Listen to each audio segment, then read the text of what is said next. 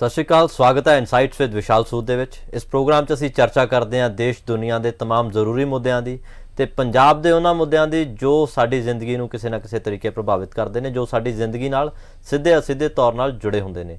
ਤੇ ਇਸ ਪ੍ਰੋਗਰਾਮ 'ਚ ਹਰ ਵਾਰ ਸਾਡੇ ਨਾਲ ਹੁੰਦੇ ਨੇ ਵਿਸ਼ਾਲ ਸੂਦ ਜੀ। Welcome sir. Thank you Aman. Sir, Punjab ਦੇ ਵਿੱਚ ਪਿਛਲੇ ਇੱਕ ਹਫ਼ਤੇ ਵਿੱਚ ਕਾਫੀ ਖਬਰਾਂ ਆਈਆਂ, ਕਈ ਚਰਚਾ ਦੇ ਵਿੱਚ ਰਹੀਆਂ, ਕਈ ਚਰਚਾ ਤੋਂ ਬਾਹਰ ਹੋ ਗਈਆਂ। ਪਰ ਇੱਕ ਵੱਡੀ ਖਬਰ ਆਈ ਕਿ ਵਿਧਾਨ ਸਭਾ ਦਾ ਸੈਸ਼ਨ, ਜੋ ਵਿਧਾਨ ਸਭਾ ਦਾ ਸੈਸ਼ਨ ਬੁਲਾਉਣ ਦੀ ਗੱਲ ਕੀਤੀ, ਆਪਰੇਸ਼ਨ ਲੋਟਸ ਦੀ ਗੱਲ ਕੀਤੀ, ਫਿਰ ਗਵਰਨਰ ਔਰ ਸੀਐਮ ਦੇ ਵਿਚਲੀ ਜਿਹੜੀ ਜੰਗ ਹੈ, ਸ਼ਬਦੀ ਜੰਗ, ਉਹ ਲਗਾਤਾਰ ਬਰਕਰਾਰ ਹੈ। ਦੇਖੋ ਅਮਨ, ਆਪਾਂ ਆਪਰੇਸ਼ਨ ਲੋਟਸ ਬਾਰੇ ਵੀ ਲਾਸਟ ਟਾਈਮ ਕਿਹਾ ਸੀ ਕਿ ਜਦੋਂ ਪੋਲੀਟੀਕਲ ਪਾਰਟੀਆਂ ਇਹੋ ਜਿਹੇ ਇਲਜ਼ਾਮ ਲਾਉਂਦੀਆਂ ਨੇ, right, it is a huge responsibility ਕਿ ਉਹਨਾਂ ਨੂੰ ਪ੍ਰੂਵ ਕੀਤਾ ਜਾਵੇ ਦੋਨੋਂ ਪਾਸਿਓਂ ਜੀ। ਰਾਈਟ, ਜੇ basically BJP is saying something, they should prove it. If Aam Aadmi Party is saying something, they should prove it. ਕਿਉਂਕਿ ਇਹਦੇ ਨਾਲ ਅਦਰਵਾਈਜ਼ ਸਾਡੇ ਯੂਥ ਦਾ, ਸਾਡੀ ਪੂਰੀ ਪੋਪੂਲੇਸ਼ਨ ਦਾ ਹੀ ਡੈਮੋਕ੍ਰੈਟਿਕ ਇੰਸਟੀਟਿਊਟਸ ਤੇ ਭਰੋਸਾ ਉੱਠ ਜਾਂਦਾ ਹੈ। ਇਹ ਗੱਲ ਆਪਾਂ ਲਾਸਟ ਟਾਈਮ ਕਰ ਚੁੱਕੇ ਹਾਂ, ਤਾਂ ਇਸ ਤੇ ਹੁਣ ਜ਼ਿਆਦਾ ਗੱਲ ਨਹੀਂ ਕਰੂੰਗਾ। ਆਪਾਂ ਗੱਲ ਕਰਾਂਗੇ ਕਿ ਵਟ happened with the Vidhan Sabha session ਜੀ। ਹੁਣ ਦੇਖੋ, ਆਮ ਆਦਮੀ ਪਾਰਟੀ ਦਾ ਸੈਸ਼ਨ ਬੁਲਾਉਣ ਦਾ ਪੂਰਾ ਅਧਿਕਾਰ ਬਣਦਾ ਹੈ। Governor has no right to say no to it. ਦੇਖੋ, ਸਾਡੀ ਜਿਹੜੀ democracy, it's not a presidential democracy. America ਵਾਂਗੂ ਇੱਥੇ ਪ੍ਰੈਜ਼ੀਡੈਂਟ ਤੇ governor does not rule the state, actually chief minister runs the state. ਤੇ ਜਿਹੜਾ ਬੇਸਿਕਲੀ ਹਾਊਸ ਹੈ, ਉਹਨਾਂ ਦੇ ਰਾਈਟ ਨੇ ਆਈਦਰ ਵੈਦਰ ਜਿਹੜੇ ਵੀ ਐਗਜ਼ੈਕਟਿਵ ਕਮੇਟੀ ਹੈ ਜੀ, ਰਾਈਟ, ਵਿਚ ਇਜ਼ ਜਰਨਲੀ ਤੁਸੀਂ ਇਹ ਮੰਨ ਲਓ ਕਿ ਜਿਹੜੇ ਵੀ ਕੈਬਨਿਟ ਮਿਨਿਸਟਰਸ ਨੇ ਜੀ, ਐਟ ਦੀ ਸੇਮ ਟਾਈਮ ਜਿਹੜੇ ਸਪੀਕਰ ਨੇ, ਇਹ ਉਹਨਾਂ ਦਾ ਰਾਈਟ ਹੈ ਕਿਸ ਮੁੱਦੇ ਤੇ ਡਿਸਕਸ ਕਰਨਾ। That is one side of it. ਤੇ ਜੇ ਆਪਾਂ ਇਸ ਤਰ੍ਹਾਂ ਡੈਮੋਕ੍ਰੈਟਿਕ ਪ੍ਰੋਸੈਸਸ ਨੂੰ ਸਲੋ ਕਰ ਦਾਂਗੇ, I think it will start ਇੱਕ ਇਹੋ ਜਿਹੇ ਪ੍ਰੈਸੀਡੈਂਟ ਸੈੱਟ ਹੋ ਜਾਣਗੇ ਜੋ ਫਿਊਚਰ 'ਚ ਬਹੁਤ ਗਲਤ ਡਾਇਰੈਕਸ਼ਨ ਲੈ ਸਕਦੇ ਨੇ ਜੀ। ਤੇ ਇਸ ਮਾਮਲੇ ਦੇ ਵਿੱਚ ਜੇ governor can advise them, governor can not stop them, governor can say that look this, ਹੁਣ ਉਹ ਕਿਸ ਪਰਪਸ ਲਈ, ਗਵਰਨਰ ਨੂੰ ਵੀ ਆਈਡੀਆ ਸੀ ਜੀ ਕਿਸ ਪਰਪਸ ਲਈ ਸੈਸ਼ਨ ਹੋ ਰਿਹਾ, ਉਹ ਵੇਸਟਫੁਲ ਸੀ ਜਾਂ ਨਹੀਂ ਸੀ, that is a separate question. Governor can advise, but when the government of the state wants to have a session, whatever they might want to discuss, ਜਿਵੇਂ ਸਾਡੇ ਚੱਡਾ ਸਾਹਿਬ ਨੇ ਕਿਹਾ ਕਿ it is the prerogative of the business advisory committee and the speaker of the house, no one else, and that should be maintained. That part of our constitution is sacrosanct, right?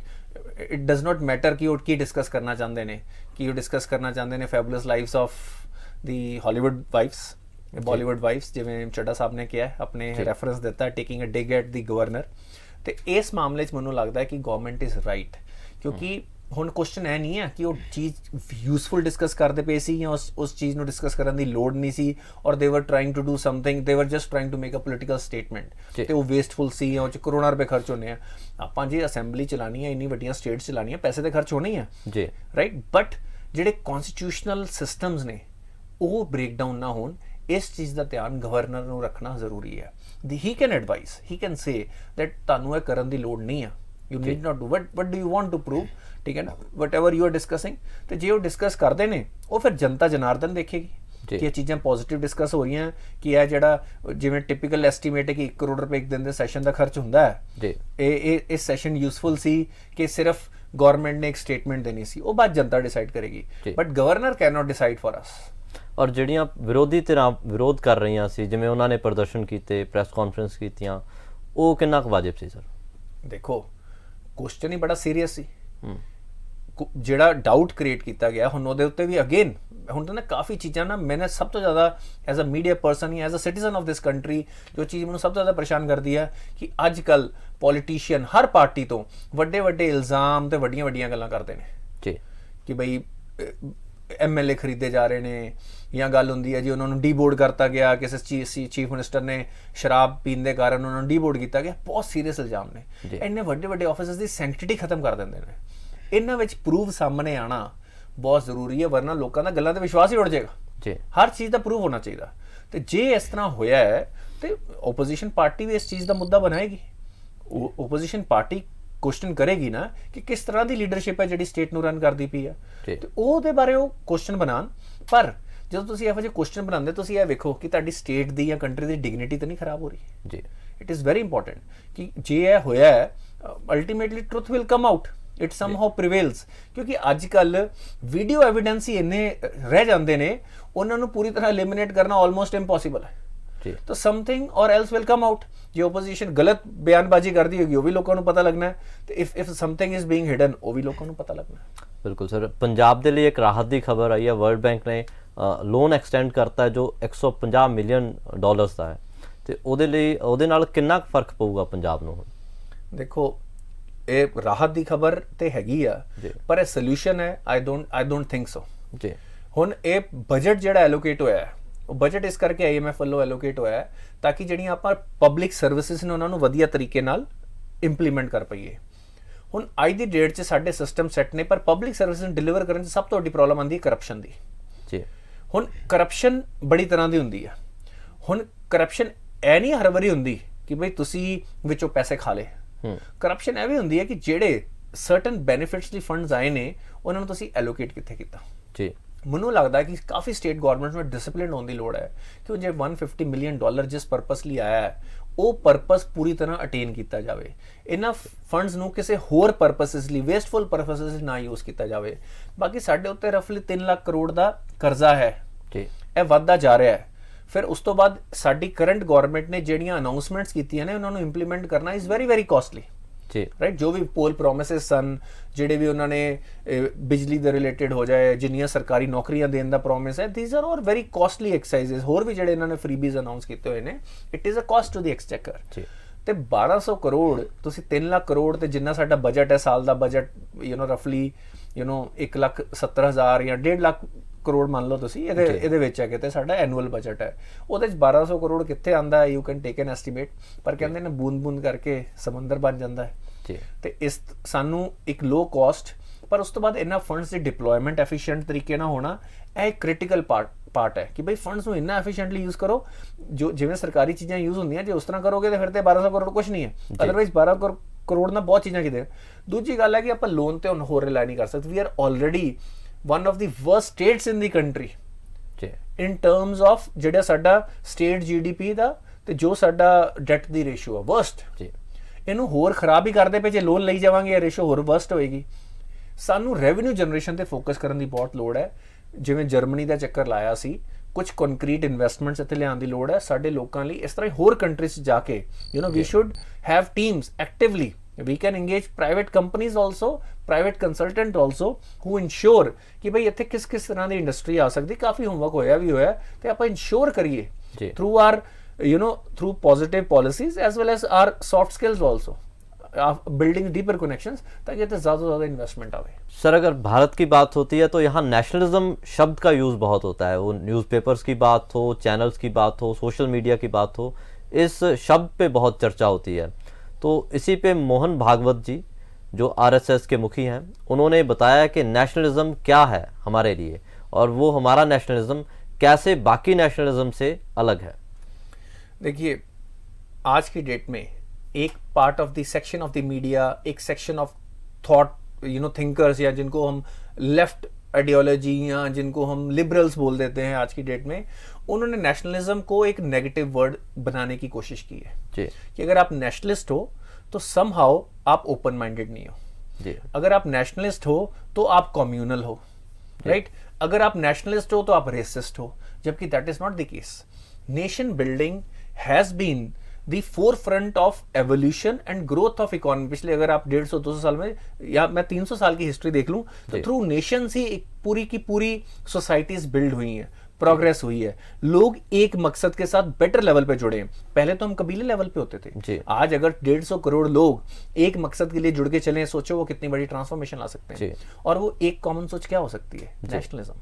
Of course इसके आगे humanism भी है, जो हमेशा से Indic culture का part रही है, इंडियन कल्चर का पार्ट रही है। यही बात मोहन भागवत जी भी कर रहे थे। अब लोग कंपेयर करते हैं, मैं काफी बार मीडिया में पढ़ता हूँ, लोग बोलते हैं जी हिटलर ने भी तो नेशनलिज्म के नाम पे शुरू किया था। सबसे पहली बात तो वो फैक्चुअली गलत है जी। Hitler was not about nationalism, he was about Aryan race, superiority of Aryan race. ठीक है, वो ये कह रहा था कि भी हमने ज्यूज को खत्म करना है क्योंकि ये आर्यन नहीं है जी। तो वो रेसिस्ट एजेंडा था, वो नेशनलिस्ट एजेंडा नहीं था। कंट्री के रिसोर्सेज यूज किए जा रहे थे उस एजेंडा को आगे बढ़ाने के लिए। So it was never a nationalist agenda. तो लोगों को गुमराह करने के लिए कुछ लोग ये बात बोलते हैं कंपेयर करने के लिए, ताकि ये हमारे लोग ज्यादा नेशनलिस्ट ना हो या अपने देश के बारे में ना सोचे। जो भी एंटी नेशनल फोर्सेस हैं वो ये इंश्योर करना चाहती हैं कि लोगों के मन में, बच्चों के मन में, यूथ के मन में, थिंकर्स के मन में डाउट डाला जाए कि अगर आप नेशनलिस्ट हो समहाउ आप ओपन माइंडेड नहीं हो। So that is not the case. और इंडिया की नेशनलिज्म का कंपैरिजन डेफिनेटली जर्मनी से तो बिल्कुल नहीं बनता, क्योंकि वो नेशनलिज्म थी नहीं जी, वो रेसिज्म थी, आर्यन सुपीरियरिटी के ऊपर वो, it was build around that जी। सेकंड पार्ट, अगर मैं बात करूं इंडियन नेशनलिज्म की, एक और मेजर फैक्टर है हमारा जो एक इंडिक कल्चर रहा, it is about bringing everyone together जी, राइट। अगर हम बात करें, हम तो एक ग्लोबल ह्यूमैनिटी की बात करते हैं, वासुदेव कुटुंबम। सो बेसिकली हम बात क्या करते हैं कि पूरा विश्व ही एक है। तो मैं कहता हूं आज हम एक नेशनल लेवल पे जुड़े, हम इकट्ठे हों और धीरे धीरे ग्लोबली हम सब लोग एक दूसरे के लिए पॉजिटिव सोचें और आगे बढ़ें, एक positive competition, positive diverse views के साथ आगे बढ़ें। तो मेरे को ये लगता है कि इस मामले में मोहन भागवत जी बिल्कुल सही है कि इंडियन नेशनलिज्म सिर्फ हिंदुस्तान का ही नहीं, सिर्फ इंडिया का नहीं, पूरी दुनिया के लिए एक टेम्पलेट हो सकता है जी। वो इसको अपने हिसाब से फाइन ट्यून करें, पर एक चीज सब में कॉमन होनी चाहिए कि जो आपकी नेशनलिज्म है, it should not be about exploiting anyone else. आज अगर मैं चाइनीज नेशनलिज्म की बात करूं, अगर मैं वेस्टर्न इंपीरियलिज्म की बात करूं, वो भी नेशनलिस्ट फोर्सेस थी जी। पर अल्टीमेटली उनमें एक कमी थी कि they were about exploiting others and building your own nation जी। इंडियन नेशनलिज्म ये भी नहीं है। आज आप हमारी फॉरेन पॉलिसीज देखिए, आप कोविड के टाइम पे देखिए कि इंडिया ने कितने देशों की हेल्प की। आज अगर किसी भी देश में कोई प्रॉब्लम आती है, वो इंडिया की तरफ देखता है कि इंडिया डेफिनेटली हेल्प करेगा, right. India is becoming a proud nation. हमने आज सैटेलाइट जो लॉन्च किए हैं, वो सिर्फ इंडिया की हेल्प नहीं कर रही, हमारे आसपास के, हमें शायद पता नहीं है, हमारे आसपास के सारे छोटे देशों को, जो भी अगर आप बात करें वेदर रिलेटेड इंफॉर्मेशन जो उनकी फार्मिंग में हेल्प करती है, उनको जो सपोर्ट चाहिए होती है इन टर्म्स ऑफ जब कोई भी वहां पे आपदा आती है, उसमें इंडिया उनको एक मेजर सपोर्ट कर रहा है जी। तो ये है एक nationalism where you take pride in who you are, you keep on building yourself, but you ensure कि योर प्रॉस्पेरिटी, जो आपकी प्रॉस्पेरिटी है, जो आपकी खुशहाली है, वो आपके पड़ोसियों की भी खुशहाली बने जी। तो मेरे को लगता है कि यही एक नेशनलिज्म का टेम्पलेट अगले 50-70 साल में दुनिया को आगे लेके जा सकता है जी। बिल्कुल सर, जैसे आज़ादी के 75 साल पूरे हुए तो प्रधानमंत्री नरेंद्र मोदी ने एक सपना दिखाया कि 2047 तक 100 साल पूरे होने तक भारत कैसा होगा, और दूसरी तरफ PFI जैसी ऑर्गेनाइजेशंस हैं जो 2047 का ही टारगेट रख रही हैं, वो कैसा भारत बनाना चाहते हैं।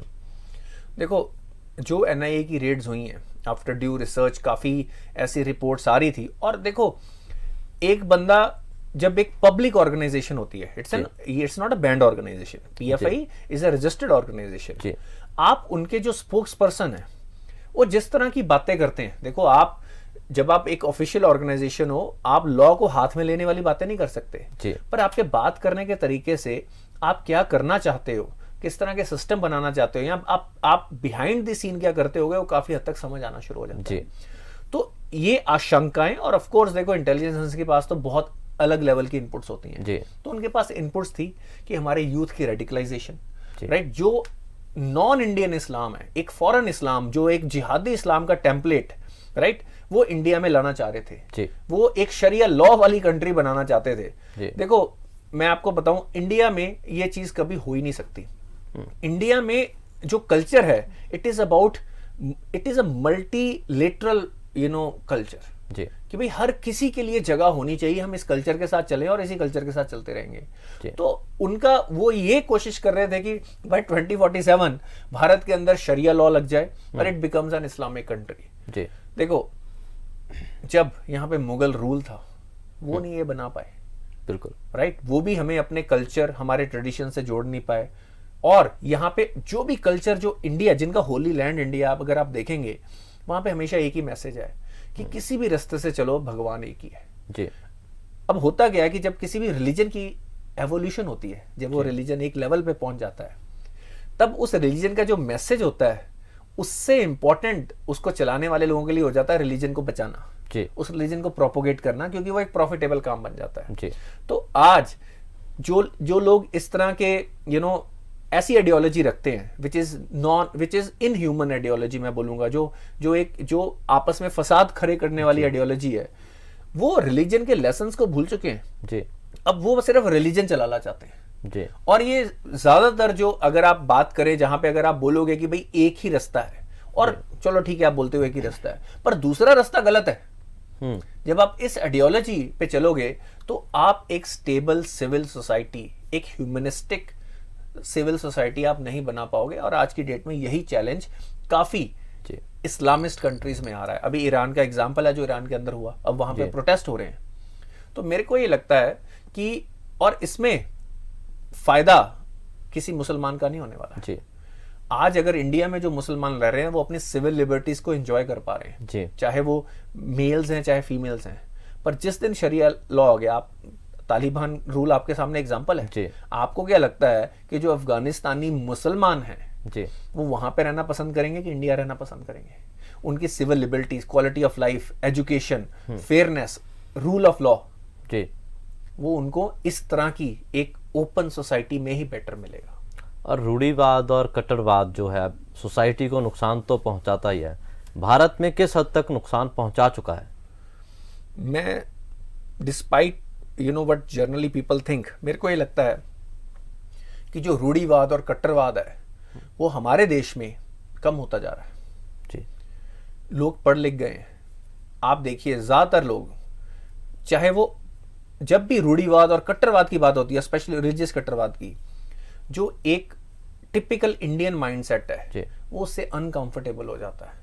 उसको चाहे वो उसके रिलीजन का, वो अनकंफर्टेबल हो जाता है। उसको लगता है कि ये सही रास्ता नहीं है, वो जानता है। क्योंकि और मैं एक और बात बता दूं, जिस जिस धर्म की रेडिकलाइजेशन हुई है इंडिया में भी एक दो बार ऐसी चीजें हुई हैं जी उसमें जो धर्म के लोग रेडिकलाइज होते हैं वहीं के लोग सबसे, मैं अगर उन्हीं का सबसे ज्यादा नुकसान होता है जी वो एजुकेशन में पीछे जाते हैं, वो इकोनॉमिक ग्रोथ में पीछे जाते हैं, और वहीं के लोगों की ज्यादा जाने जाती हैं, उसी धर्म के लोगों की ज्यादा जाने भी जाती हैं। तो नुकसान उन्हीं का होता है जी तो जहां जहां पे भी ऐसी कम्युनल टेंशंस हुई हैं और जिन लोगों ने की हैं उन्हीं का नुकसान हुआ है जी तो मैं फिर भी होपफुल हूं। मेरे को लगता है कि हमारा भारत एक लेस कम्युनल बन रहा है। आज वॉइस बहुत ज्यादा है सोशल मीडिया के कारण ना, ये चीजें बार बार, और इतने न्यूज चैनल हो गए हैं।